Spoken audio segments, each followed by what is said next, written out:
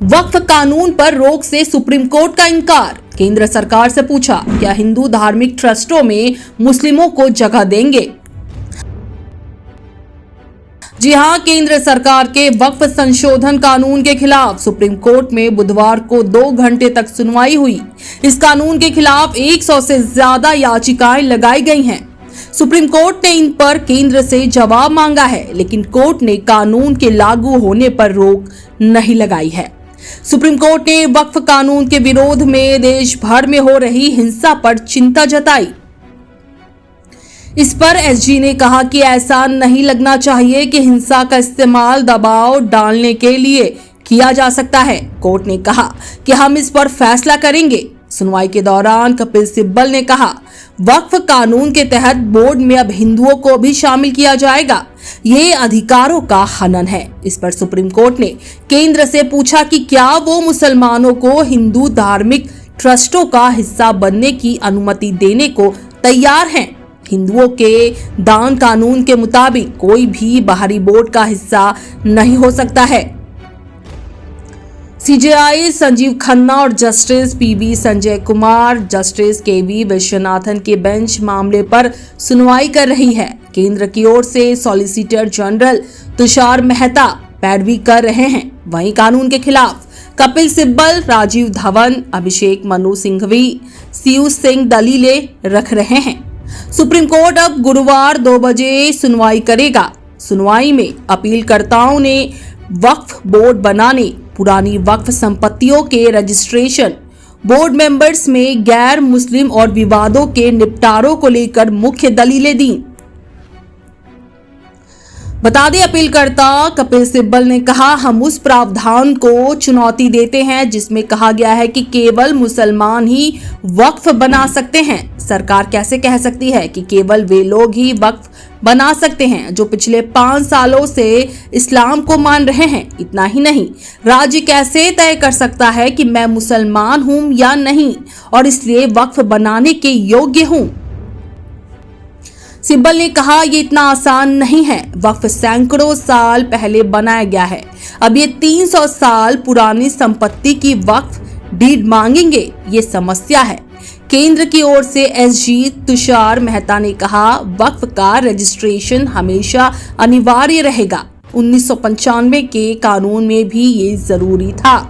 सिब्बल साहब कह रहे हैं कि मुतवल्ली को जेल जाना पड़ेगा। अगर वक्फ का रजिस्ट्रेशन नहीं हुआ तो वो जेल जाएगा। ये 1995 से है। सुप्रीम कोर्ट ने कहा, कई पुरानी मस्जिदें हैं, 14वीं और 16वीं शताब्दी की मस्जिदें हैं जिनके पास रजिस्ट्रेशन सेल डीड नहीं होगी। सीजेआई ने केंद्र से पूछा कि ऐसी संपत्तियों को कैसे रजिस्टर करेंगे, उनके पास क्या दस्तावेज होंगे।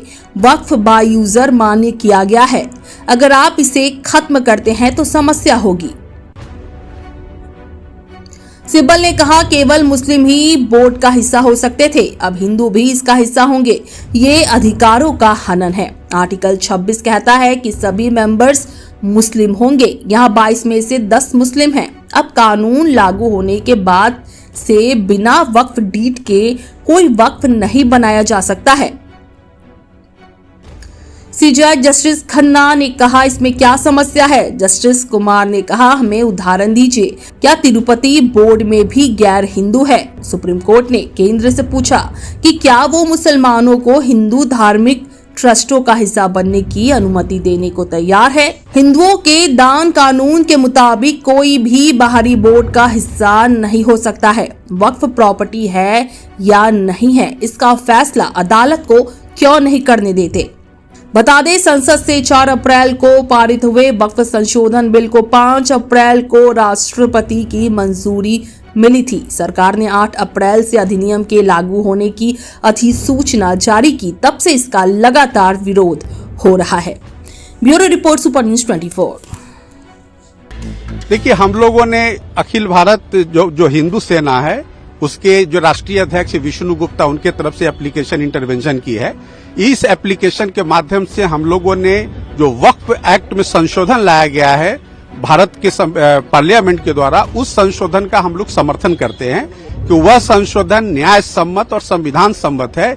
इसीलिए उस अमेंडमेंट्स में किसी तरह की दखलंदाजी किसी भी पार्टी के द्वारा नहीं किया जाना चाहिए। देखिए, ऐसा है कि जो भी अंतरिम आदेश प्रोटेक्शन की वो बात प्रेयर होगी, उसका हम लोग भरपूर विरोध करेंगे, इसलिए कि जो पिटिशनर्स है उनका खुद का कोई लोकस स्टैंडाई नहीं है, इसीलिए वो किसी भी तरह का 32 का पिटीशन माननीय सर्वोच्च न्यायालय में दाखिल नहीं करना सकते, न उनको करना चाहिए था, क्योंकि ये जो पिटिशनर्स है वो किसी न किसी पॉलिटिकल पार्टी से संबंध है।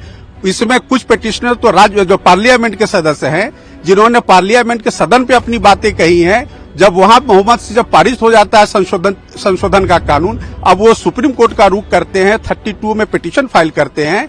इसीलिए हम लोग उनके लोकस स्टैंडाई को भी चैलेंज करेंगे।